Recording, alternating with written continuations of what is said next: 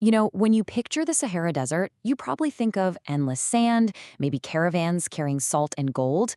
But what if I told you the most precious cargo wasn't a commodity? It was knowledge, ideas, history, entire legal systems, all written down, carefully preserved. This was a world where libraries weren't buildings, they were on the move, carried on the backs of camels, an entire intellectual world just thriving out there in the sand. Pretty amazing, right?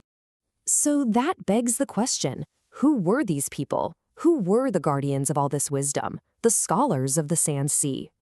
Well, they were a very specific group within the Tuareg people, and they were known as the Es-Suq. Their story, it's just this incredible tale of devotion to learning in what has to be one of the toughest environments on Earth. So let's break this down. The name Es-Suq literally means the people of the market, and they were the intellectual heart of Tuareg society, especially in the Adrar Ini Focus region. Now, they weren't warriors, and they weren't really traders in the usual sense. Think of them more as custodians. Their whole purpose, their sacred duty, was to preserve and teach Islamic knowledge and the written word. This role was passed down through generations because they were part of this really unique clerical caste called the Ineslemen. And that right there, that's what made them so different.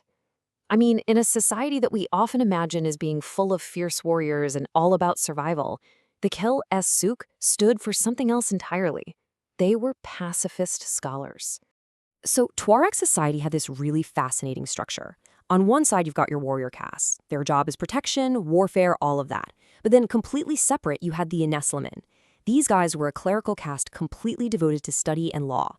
Get this, they were pacifists. They were the neutral judges, the advisors you'd go to solve a conflict. So while the warriors protected the people physically, you could say the Ineslemen protected the culture, the law, and the moral compass of the entire society. So here's the key takeaway, right? The Ineslemen were a hereditary class whose power didn't come from a sword, but from a pen. Their whole existence was built around education and religious study, a tradition passed down from one generation to the next. Now, a tradition this deep doesn't just pop up overnight. Nope, it grew over centuries, and eventually it led to this incredible golden age of manuscripts, an era that really brought that whole idea of a library on the move to life. And you can actually see how it all unfolded over time. Islam arrives in the 7th century, and by the 8th to 11th centuries, you start to see scholarship just flourishing along those big desert trade routes. Then, by the 12th century, you get more formal schools and learning centers. But it's really the 15th to the 17th centuries when things just explode. That was their golden age. And during this period, the Kel Es-Suq were unbelievably busy. They were creating huge numbers of these beautiful, complex manuscripts. And they weren't just copying old texts. No way! They were in on the big theological debates of the day. But their real genius, their true innovation, was creating nomadic schools and these mobile libraries. It meant that education wasn't stuck in one place. It could literally travel with people across the desert.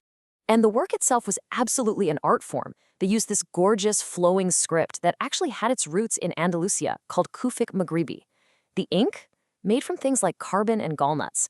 And they wrote on super durable vellum, or high-quality paper, that had to be imported from really far away.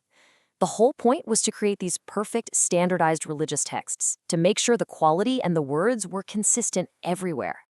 But here's the thing. The influence of the Kel Es-Suq didn't just stop at the edge of the desert. Their scholarship was a bridge, connecting them to the biggest and brightest intellectual centers of the entire Islamic world. And there is no better example of this, none, than their deep connection to that legendary city of Timbuktu. The Kel Es-Suq weren't just visiting scholars at Timbuktu's famous Sankore University. No, they were foundational to it. They were the head copyists and editors, the people who made sure the city's massive libraries were accurate. They were respected judges and legal advisors. In fact, they were key players in setting up the whole system of madrasas, schools, all across the Sahel region. And their reputation for being brilliant thinkers spread far and wide. It even got the attention of some of the biggest celebrity scholars of the era, like the great Egyptian scholar Al-Suyuti. And this wasn't a one-way street, The Kel Es-Suq were writing back and forth with the top minds in places like Cairo, getting into these really complex debates on Islamic law. Their work was known, it was respected, and it was recognized by scholars all across the Mediterranean. It just goes to show the Sahara wasn't a barrier to knowledge, it was a superhighway. So after all that, this incredible intellectual legacy that survived for centuries in one of the most extreme climates on the planet, well, Today, it's facing its biggest threats ever. The story now is really one of survival. The last century or so has been unbelievably tough for them. First, French colonial rule completely disrupted their nomadic way of life. Then came the catastrophic droughts in the Sahel that wiped out their herds. And on top of that, they've been politically and economically pushed to the margins in the new countries that were formed. All of this means that their priceless, ancient manuscripts are now in very real danger of being lost for good. And that leaves us with a really big question, doesn't it? The story of the Es-Suq is so much more than just the history of one group of people. It's a powerful testament to the human drive for knowledge against literally all odds. So when a culture's library, especially one as unique as this one, is at risk of disappearing, it's not just their memory on the line. What part of our shared human story do we all stand to lose forever?